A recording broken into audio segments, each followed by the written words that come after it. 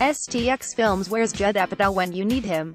The comedy I Feel Pretty seems like an Apatowian undertaking in almost every regard, modestly high-concept, gently moralistic, and starring Amy Schumer, who had her big screen breakthrough in Apatow's 2015 movie Trainwreck. All that's missing is any actual participation by Apatow himself, which is a pity, because the intelligence and nuance, not to mention humor, customary in his work are precisely what this film could have used. The directorial debut of Abby Cohn and Mark Silverstein, I Feel Pretty is a would-be feminist fable about beauty and self-esteem, specifically, how the former is valued far too much and the latter far too little. Alas, the movie is a hopeless muddle of conflicting messages that frequently upholds the very stereotypes it is intended to rebut.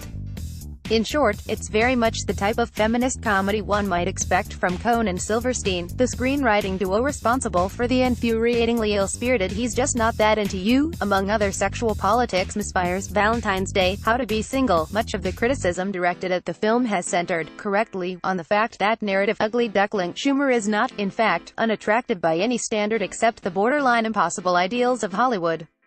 But that is only the beginning of the movie's problems with its putative theme. The plot in essence, and it never moves meaningfully beyond that. Renee Bennett, Schumer, works in a basement office, tending to the website of the cosmetic company Lily LeClaire. Insecure about her looks, she joins a SoulCycle class in which she suffers multiple humiliations. She splits the crotch of her leggings and breaks her bike.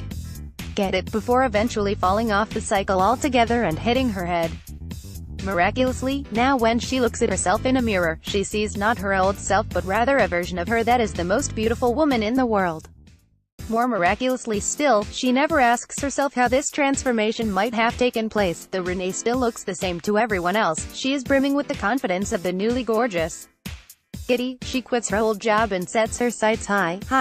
Rather than maintain a website for Lily LeClaire, she applies for, and wins, a job as the company's, wait for it, receptionist. That's correct, she doesn't accept a high-powered business internship or rise to be a corporate CEO. She welcomes people to the office of the beauty company and then offers them bottled water. Why is this considered such a triumph?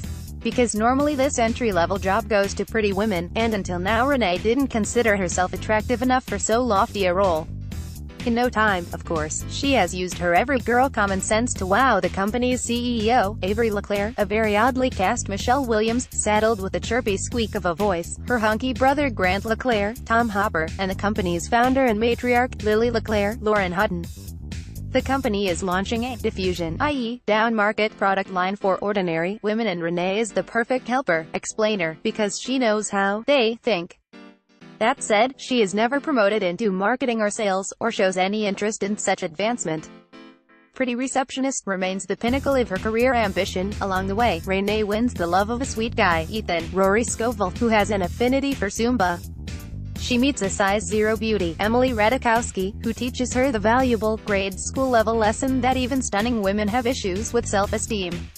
And her elevated sense of self leads to friction with her two best friends, Jane Busy Phillips, and Vivian Adi Bryant, who have not ascended to Renee's heights of glamour and whom she encourages to just be better. But what will happen when Renee bumps her head again, and comes to realize that she looks exactly the same as she always has? I suspect anyone who's been to the movies can guess, although they might not surmise that the film finds yet another off-note to hit in conclusion, when the big speech about loving oneself for oneself, regardless of looks, is also a pitch for women to purchase Lily LeClaire's new line of beauty products.